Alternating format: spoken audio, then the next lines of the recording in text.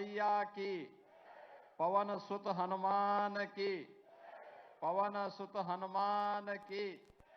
नमः पार्वती पतिये हर हर। आज के इस कार्यक्रम में समारोह में जिनका मार्गदर्शन आप सबको अभी प्राप्त हुआ है,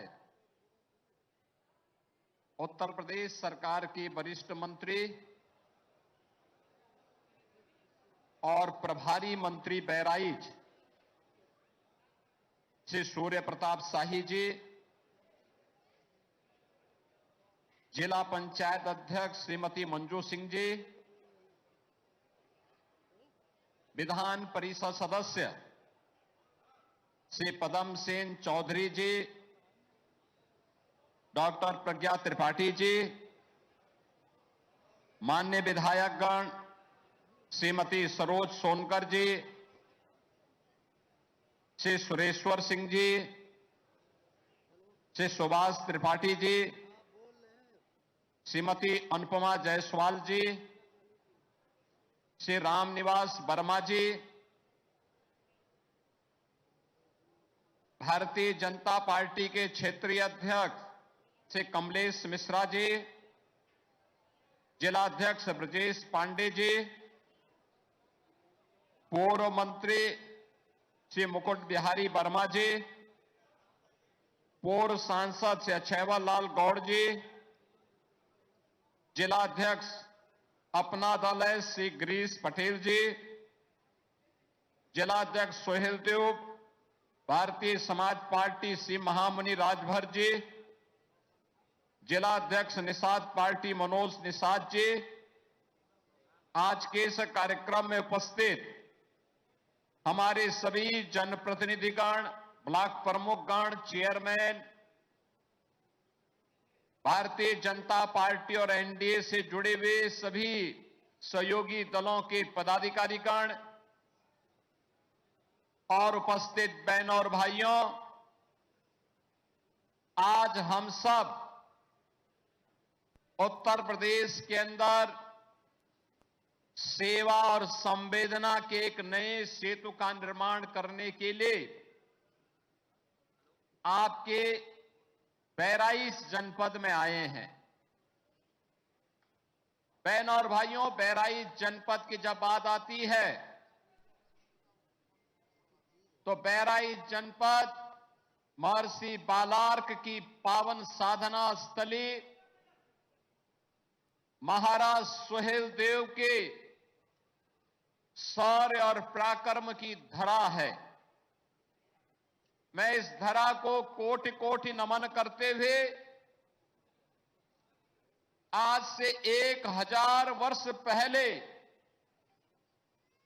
जिस धरती पर महाराज सुहेल देव ने अपने शौर्य और पराक्रम के तेज से विधर्मियों और विदेशी आक्रांताओं को नेस्तनाबूद करने का काम किया था,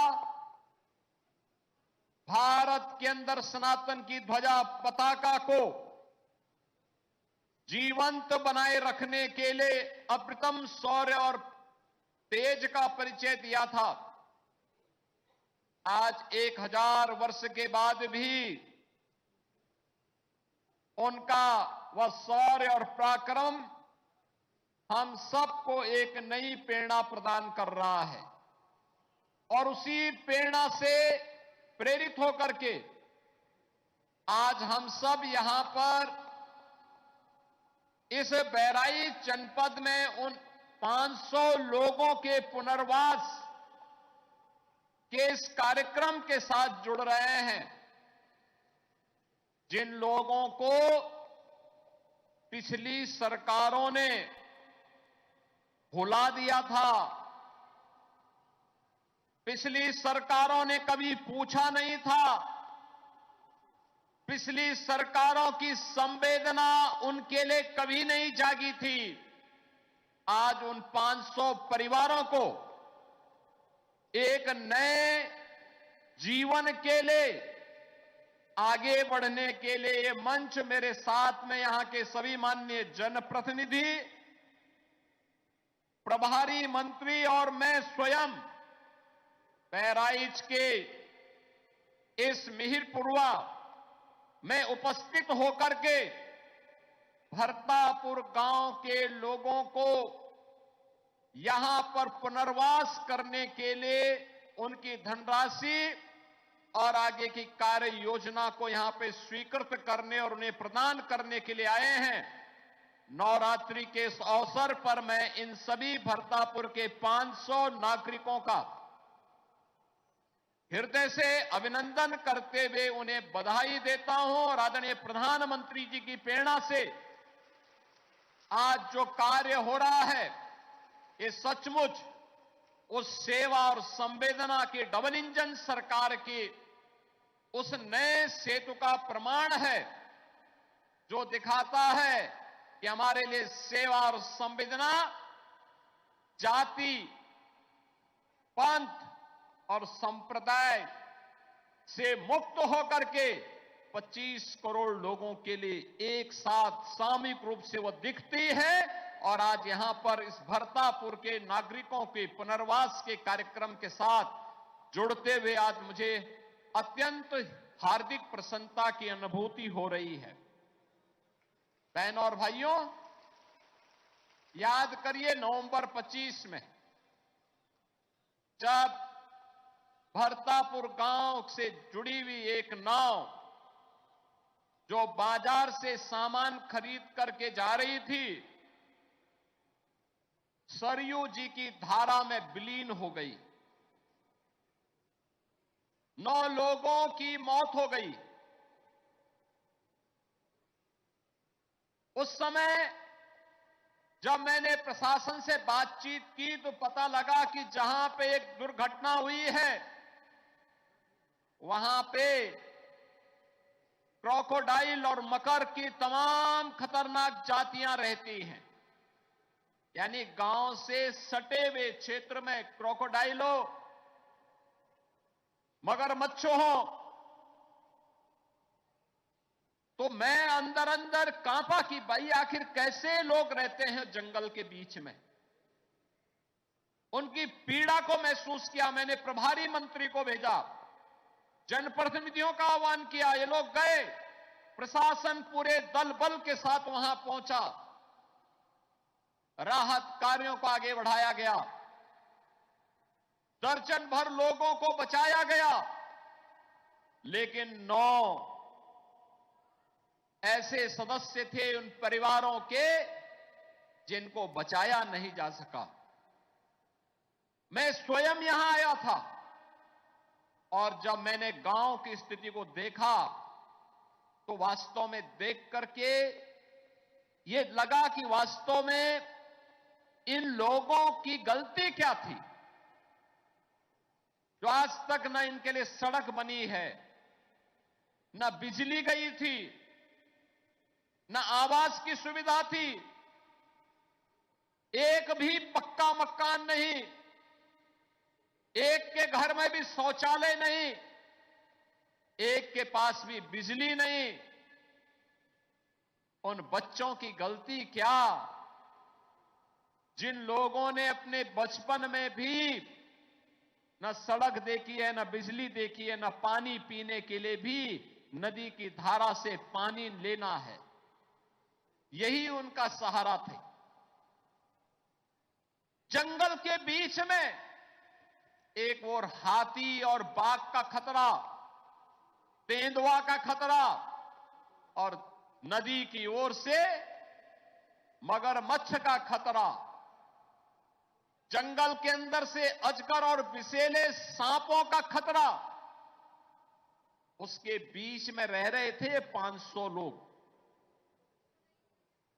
आज इन 500 लोगों को हम लोगों ने वहां से लेकर के अब भरतापुर ग्राम पंचायत से इन्हें तहसील मिहिरपुरवा में मोतीपुर यानी मोतीपुर के इस आपदा प्रभावित परिवारों को विस्थापित करके और इनके पुनर्वास की व्यवस्था का कार्य आज यहां पे संपन्न हो रहा है और उसके लिए आयोजन हो रहा है। बहनों और भाइयों, वासंतीय नवरात्रि में जब हम जगत जननी मां भगवती के अनुष्ठान के साथ जुड़े हुए हैं, तब मैं जब देख रहा था ये माताएं मंच पे आकर के अपनी राहत सामग्री के चेक ले रही थी और कुछ को उत्तर प्रदेश सरकार के अधिकारी और कर्मचारी वहां पे प्रदान कर रहे थे, वास्तव में लग रहा था ये है जनता की सरकार, ये होती है जनता की सरकार। कोई भेदभाव नहीं, हमारे लिए कोई भेदभाव नहीं। मैं पूछना चाहता हूं उन लोगों से जिन्होंने जाति जाति के बीच में बांट करके सामाजिक ताने बाने को छिन्न भिन्न किया है, उन लोगों से कि जो ये 500 परिवार है ना, इन 500 परिवारों में 500 परिवारों में दलित भी है, पिछड़ी जाति के लोग हैं और जनजातीय समुदाय से जुड़े हुए लोग हैं। इन 500 परिवारों में, इन 500 लोगों में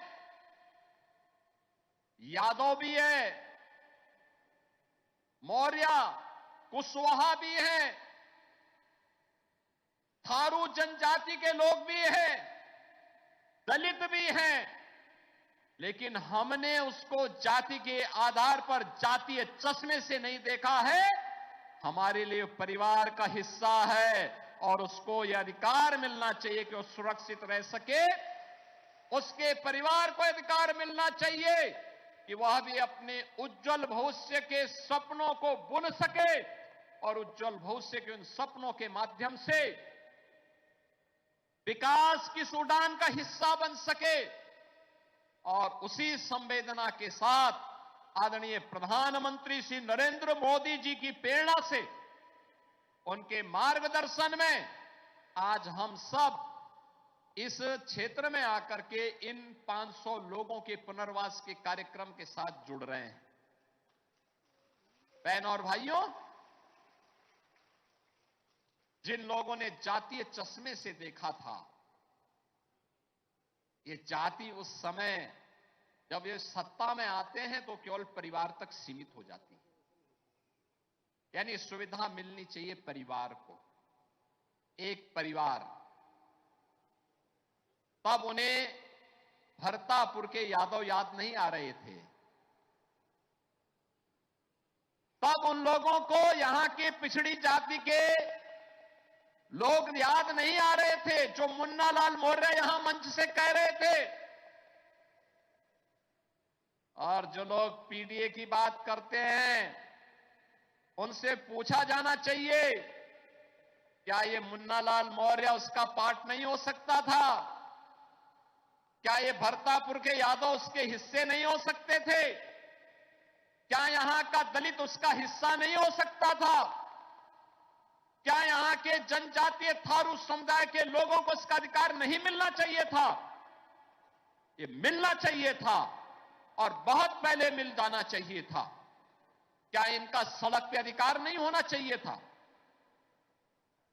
क्या इनके बच्चों को सुरक्षित रहने का अधिकार नहीं था? था। लेकिन बहनों और भाइयों, जाति के नाम पर बांटने वाले लोगों ने देश की जितनी अपूर्णीय क्षति आजादी के बाद से लगातार की है, उसका खामियाजा ये देश लगातार भुगता है, लगातार भुगता है। अगर हमने जातीय आधार पर न बांट करके इस देश को एकता के सूत्र में बांध करके मजबूती के साथ आज जैसे प्रधानमंत्री मोदी जी के नेतृत्व में एक भारत श्रेष्ठ भारत के लिए कार्य हो रहा है, ऐसे ही कार्य करने का प्रयास किया गया होता तो इन गरीबों के बीच में, इन वंचितों के बीच में भी वे सुविधाएं पहुंची होती और इनका पुनर्वास बहुत पहले हो गया होता। बहुत पहले हो गया होता, लेकिन जातीय चश्मे से बांटने वाले लोगों ने कभी भी अपनी संवेदना इन गरीबों को नहीं दिखाई। ये डबल इंजन की भारतीय जनता पार्टी की सरकार जातीय चश्मे से नहीं देखती है, ये सेवा और संवेदना के चश्मे से देख करके, चाहे वह किसी भी जाति का हो, किसी भी पंथ का हो, किसी भी संप्रदाय का हो, अगर उत्तर प्रदेश का नागरिक है तो हमारे लिए इस मंच के लिए वो अपने परिवार का हिस्सा है और उसका पुनर्वास होना चाहिए, उसको हर सुविधा मिलनी चाहिए। और इसी विश्वास के साथ आज हम सब यहां पर आए हैं, भरतापुर के लोगों के उज्जवल भविष्य को और उज्जवल बनाने की दिशा में काम करने के लिए। बहनों और भाइयों, आपने देखा होगा यही संवेदना है जिसने 2017 के बाद उत्तर प्रदेश को एक नव निर्माण के नए उड़ान की दिशा में आगे बढ़ाया है। 2017 के पहले यहां का नौजवान बहराइच का हो, गोंडा का हो, बलरामपुर का हो, श्रावस्ती का हो, लखीमपुर खीरी का हो, वह कहीं जाता था, पहचान का संकट आता था, कहीं माफिया का संकट, कहीं गुंडों का संकट, कहीं दंगाइयों का संकट, और प्रदेश के बारे में धारणा ऐसी बनाई गई थी कि यहां विकास नहीं चाहिए, यहां पे तो जाति के नाम पर दंगाइयों को प्रश्रय किया जाता है। जाति के नाम पर बांटने वाले लोग दंगाइयों को प्रश्रय देते थे। पर्व और त्योहार के पहले सन्नाटा छा जाता था। आज नवरात्रि चल रहे हैं, इस समय 26 और 27 को रामनवमी का आयोजन भव्यता के साथ होगा। 2017 के पहले सन्नाटा होता था, क्योंकि उपद्रव कहां हो जाए लोगों को आशंका होती थी। बहनों और भाइयों, 17 के बाद जातीय चश्मे से नहीं देखा गया। आज पर्व और त्योहार के पहले सन्नाटा नहीं होता है, पर्व और त्योहार के पहले उत्सव का माहौल होता है। आज का कार्यक्रम उसी उत्सव का हिस्सा है।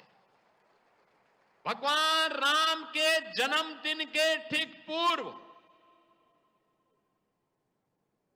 यानी कल से रामनवमी शुरू होगी, और रामनवमी के ठीक पूर्व हम लोगों ने इन लोगों को ये उपहार उपलब्ध करवाने का काम किया है। रामनवमी की और जगत जननी मां भगवती की कृपा इन पर बने।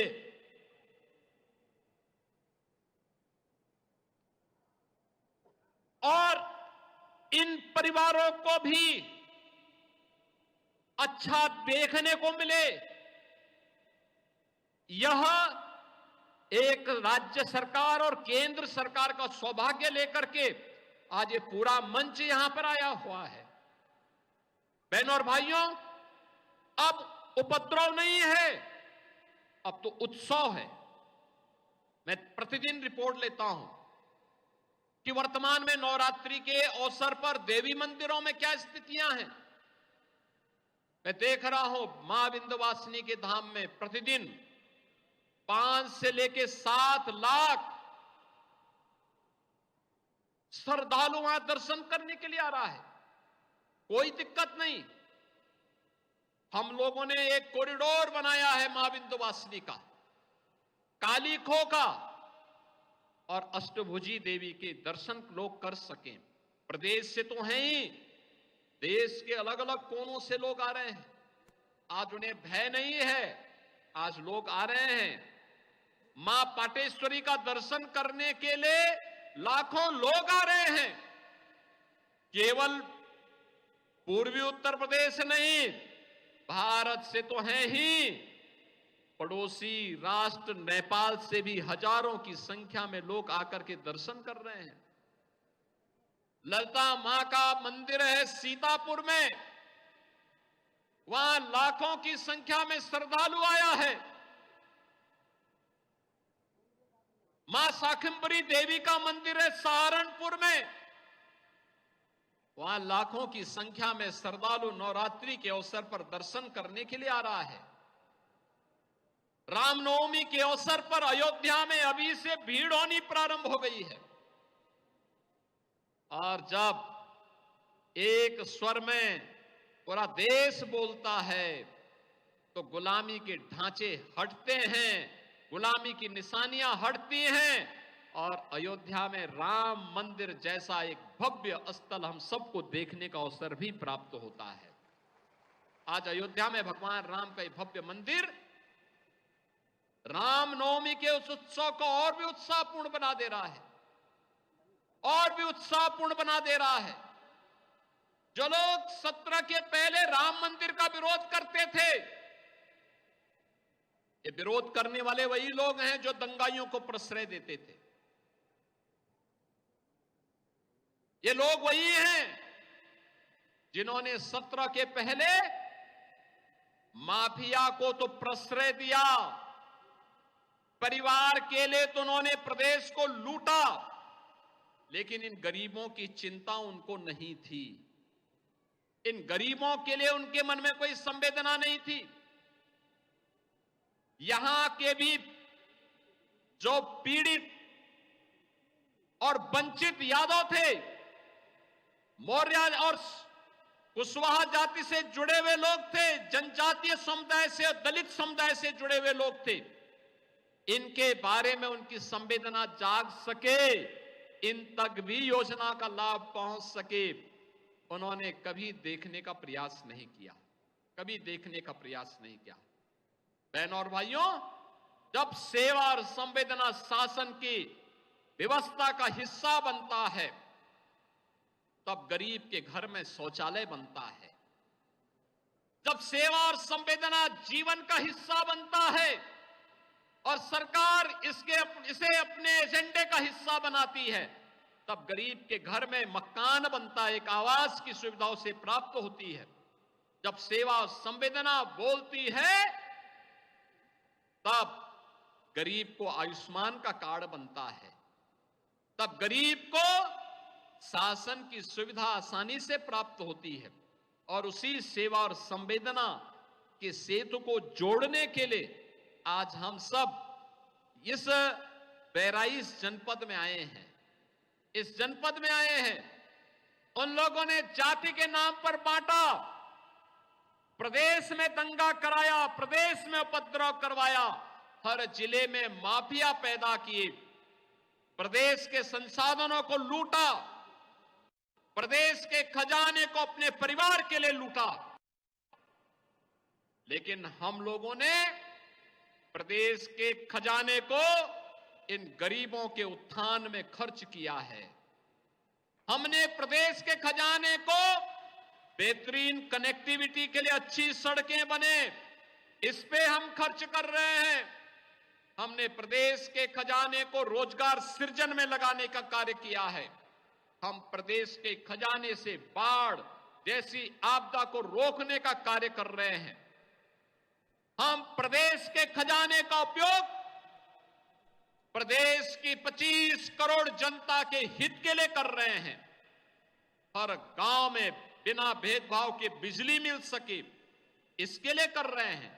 2017 के पहले वे बिजली नहीं देते थे, क्योंकि उनके सारे काम और सारे कारनामे अंधेरे में होते थे। अंधेरे में गरीब के हक पर डकैती पड़ती थी, इसलिए बिजली नहीं देते थे।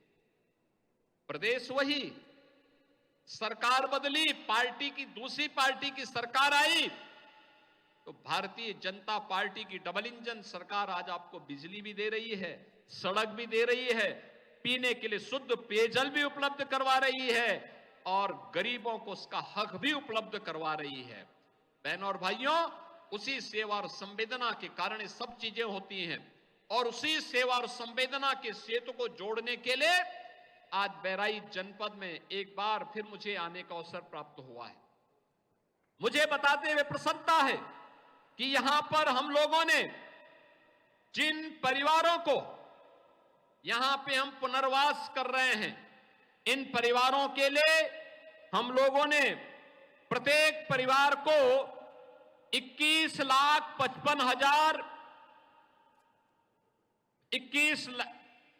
17,70,000 रुपए और उसकी परिसंपत्तियों के लिए 3,55,000 के हिसाब से पैसा की धनराशि की व्यवस्था उनके लिए उपलब्ध करवाई है। और आज इसके लिए भी 21 करोड़ 55,55,951 रुपया भरतापुर के नागरिकों को उपलब्ध करवाने का कार्य ये संपन्न किया गया।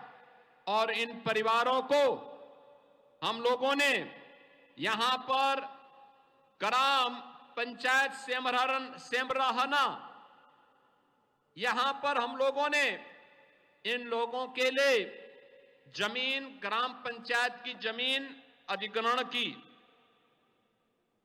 और अब इन सब के आवास के लिए धनराशि मुख्यमंत्री आवास योजना से आज इनको दे दी है। और जिलाधिकारी बहराइच की जिम्मेदारी दे दी गई है कि यह आवास बेतरतीब नहीं बनेंगे, कॉलोनी बनेगी इनकी। पैसा इनके पास पहुंच गया है, शौचालय के लिए भी पैसा इनके पास पहुंच गया है और वहां पर कॉलोनी बनेगी। कॉलोनी का नमूना यहां पे मंच पे भी दिखाया गया है और साइड में भी दिखाया गया है। बेहतरीन कॉलोनी इन सभी परिवारों के लिए। विद्यालय भी नजदीक, आंगनवाड़ी केंद्र भी नजदीक, राशन की दुकान भी नजदीक। और मैं प्रशासन से कहूंगा कि जो ये नया कॉलोनी बन रही है, इस नई कॉलोनी का नाम भी भरतपुर ही रखना। भरतापुर से अब भरतपुर इसका नाम ही रखना। ग्राम पंचायत वही रहे लेकिन वहां पर इसका नाम भरतपुर रहे, क्योंकि भगवान राम के जन्मदिन के एक दिन पहले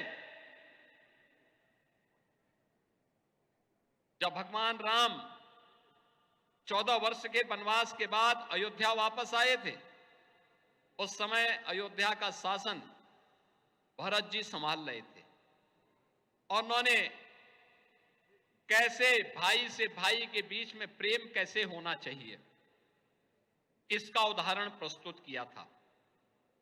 इनके ग्राम पंचायत जहां से नदी की धारा में इनकी पूरी जमीन कट गई, जहां जलीय मगरमच्छ भी थे, जंगली अजगर भी थे, जहरीले सांप भी थे, जंगल के हाथी भी थे, तेंदुए थे, बाघ थे, तमाम हिंसक जानवरों के बीच में इन 500 लोगों के लिए रहने के लिए मजबूर होना पड़ा था। अब उनको इस गांव में यहां पर ग्राम सेमरहना ने अपने यहां जमीन उपलब्ध करवाई है। तो यहां आएंगे, भरतपुर का ये कॉलोनी अलग से एक टोला होगा, तो सेमरहना के गांव के लोगों के साथ इनका भाई जैसा संबंध होना चाहिए। भाई जैसा संबंध जैसे राम और भरत के बीच में रहा, उस संबंध को निर्वहन करने के लिए इस नई कॉलोनी का नाम भी भरतपुर ही रखा जाना चाहिए। और भरतपुर के नाम पर इन सभी परिवारों को हम लोगों ने आज 748 वर्ग फुट प्रत्येक परिवार को जमीन का पट्टा उपलब्ध करवाया गया है और उसमें इनके लिए आवास की व्यवस्था के साथ ही वहां पर इनके लिए वहां पर एक एक आवास मुख्यमंत्री आवास योजना से स्वीकृत किया गया है। प्रत्येक घर में एक एक शौचालय भी होगा। इनके लिए राशन अन्न की दुकान, अन्नपूर्णा भवन भी वहां होगा। अब इनको दूर नहीं जाना होगा। पार्क भी बना रहे हैं, सीसी रोड दे रहे हैं और वहां पर सीसी रोड के साथ साथ एलईडी स्ट्रीट लाइट भी दे रहे हैं, बिजली भी दे रहे हैं, पानी भी दे रहे हैं। ये सभी प्रकार की सुविधाएं दे रहे हैं। यहां पर इसके लिए हम लोगों ने सीसी रोड के लिए 3 करोड़ 88 लाख रुपया ये दे दिया है। विद्युत पोल शिफ्टिंग के लिए लगभग 57 लाख रुपया ये दे दिया गया। पाइपलाइन बिछाने के लिए भी हम इसके लिए धनराशि उपलब्ध करवा रहे हैं। यह भी कार्य यहां दिया जा रहा है। इंटरलॉकिंग टाइल्स के लिए भी पैसा दिया जा रहा है और वहां पे पार्क के निर्माण के लिए भी कार्य यहां पे किया जा रहा है। इसके अलावा यहां पे आंगनवाड़ी केंद्र की भी स्वीकृति कर दी गई, 12 लाख उसके लिए विद्यालय में ये बच्चे भी पढ़ेंगे, अब ये बच्चे भी स्कूल जा पाएंगे। इसके लिए 11,51,000 अतिरिक्त कक्ष बनाने के लिए और 12 लाख रुपए अन्नपूर्णा भवन के लिए भी हम लोगों ने इस ग्राम पंचायत को, सिमराहना को उपलब्ध करवा दिया है। ये सभी कार्य यहां पर आज अब कार्य प्रारंभ होंगे। एक समय सीमा के अंदर ये सभी कार्य यहां पर हो, ये मैं जिलाधिकारी बहराइच से कहूंगा, ये उनकी जिम्मेदारी बनती है। नोडल अधिकारी लगा करके एक साथ अभियान चला करके, जिससे ये मार्च महीना चल रहा है और शारदीय नवरात्रि के पहले पहले अगर हम आकर के इस कॉलोनी में इनके साथ गृह प्रवेश के कार्यक्रम को भी जोड़ सके, बेहतरीन होगा। हमारा प्रयास होना चाहिए, हो जाना चाहिए। पैसे की कमी नहीं, जितना पैसा लगेगा राज्य सरकार पैसा देगी, केंद्र सरकार पैसा दे रही है, कोई समस्या नहीं। ये डबल इंजन की सरकार आपके हितों के लिए कार्य कर रही है। बहनों और भाइयों, जैसे हमने भरतापुर का पुनर्वास के कार्यक्रम को सफलतापूर्वक आगे बढ़ाया है, ऐसे ही हमारी सरकार को इस पता है। टांगिया 54 ऐसे वन्य गांव थे जो भरतापुर की तरह ही बदहाल थे, कुछ भी नहीं था, उनके पास भी कुछ नहीं था। और मुझे बताते हुए प्रसन्नता है कि बहराइच जनपद के भी इसी मिहिरपुरवा के 6 वन्य गांव, टेडिया, धकिया, गोकुलपुर, बिछिया, भवानीपुर, महबूब नगर, इनको भी राजस्व ग्राम के रूप में परिवर्तन हम लोगों ने कर दिया। यहाँ पे अगर जो कोई वंचित होगा उसको भी हम वहां पे जमीन की सुविधा और उन गांवों में जो रहने वाले लोग थे उनको सभी प्रकार की सुविधाओं से आच्छादित करने का काम हम लोग करने जा रहे हैं। हम लोगों ने गोरखपुर, महाराजगंज, सिद्धार्थनगर, बलरामपुर, गोंडा के साथ साथ बहराइच, श्रावस्ती, लखीमपुर खीरी, इन सभी गांवों में इस सुविधा को आगे बढ़ाया है। और मैं इसके बारे में कहूंगा कि प्रशासन इस बात को सुनिश्चित करेगा कि। और चलिए अब सीधा आपको मध्य प्रदेश लिए चलते हैं, जहां मध्य प्रदेश के मुख्यमंत्री डॉक्टर मोहन यादव क्या कुछ कह रहे हैं वो सुनिए।